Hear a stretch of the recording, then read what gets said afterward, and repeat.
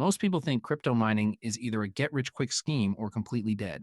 The truth is weirder and more interesting than both. By the end of this video, you'll know exactly how mining works, who's actually making money in 2024, and one strategy almost nobody talks about that's quietly making certain people very, very rich. That last part, it involves a tiny country you'd never expect. So sit back, grab something to drink, and let's get into it. Here's what actually happens when someone mines crypto. Picture a massive warehouse, rows of machines stacked floor to ceiling, fans screaming loud enough to need ear protection. The heat hits you like opening an oven. These machines aren't doing anything creative. They're guessing. Billions of random guesses per second, trying to solve a cryptographic puzzle. The first computer to crack it wins the right to add the next block of transactions to the blockchain. The reward? Freshly minted Bitcoin. This system is called proof of work. Bitcoin's mysterious creator, Satoshi Nakamoto, launched it on January 3rd, 2009. The puzzle difficulty adjusts every 2 weeks, so a new block appears roughly every 10 minutes, no matter how many machines compete. More miners join. The puzzle gets harder. Simple as that. Here's where the human story gets wild. In the early days, you could mine Bitcoin on a regular laptop. A programmer named Laszlo Hanyecz did exactly that, mined thousands of coins on his home computer.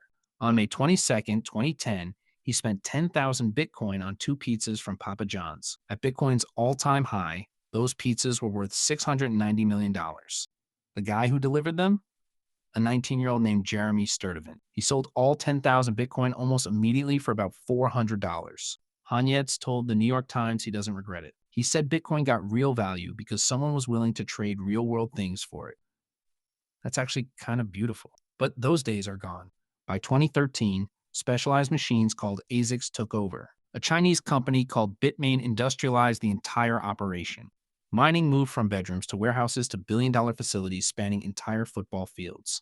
Today, the Bitcoin network makes more guesses every second than there are grains of sand on Earth, multiple times over. A single home miner competing against that is like bringing a garden hose to a wildfire. Now here's where it gets interesting. Let's talk real money. Profitability comes down to one thing: electricity. Everything else is noise. The average residential rate in the United States is about 16 cents per kilowatt hour. The competitive mining rate, 3 to 5 cents. That gap is everything. Here's the actual math. The top of the line Antminer S21 Pro costs roughly $3,000 to $4,000. It runs 24/7 and eats about 3,500 watts. At residential electricity prices, you're paying around $7 a day to run it. Your daily revenue at current Bitcoin prices, maybe $5 to $6. You're losing money every single day. And it got worse. On April 20th, 2024, Bitcoin's block reward was cut in half, from 6.25 Bitcoin per block down to 3.125. This happens every 4 years. It's called the halving, and it's programmed directly into Bitcoin's code. Miners watch their revenue get slashed overnight. So who's surviving? The big players. Companies like Marathon Digital and Riot Platforms running massive facilities in Texas with electricity contracts below 4 cents per kilowatt hour. Riot operates a facility in Rockdale, Texas, spanning 100 megawatts of capacity. They mined over 6,000 Bitcoin in 2023 alone. Here's the part that surprised me. During a Texas heat wave in August 2023, Riot shut down their miners completely and earned $31.7 million in power credits.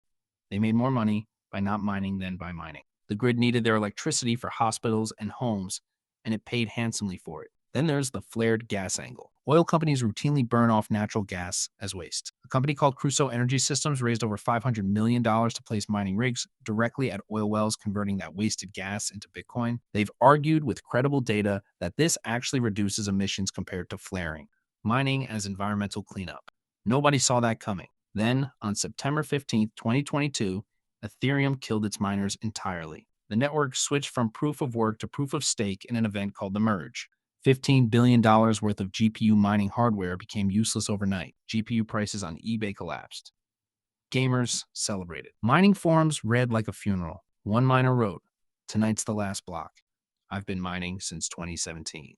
Made good money, some rough times, but this community got me through it. Gonna miss this." That's real.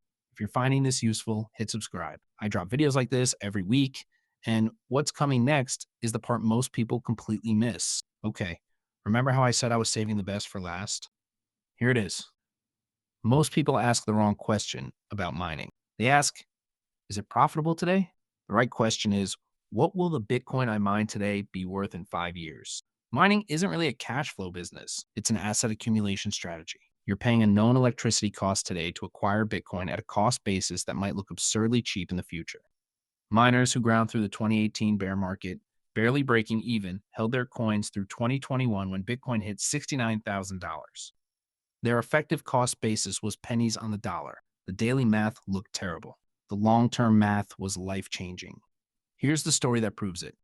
The tiny Himalayan nation of Bhutan, population under 800,000, has been quietly mining Bitcoin using surplus hydroelectric power from its mountain rivers. No announcement.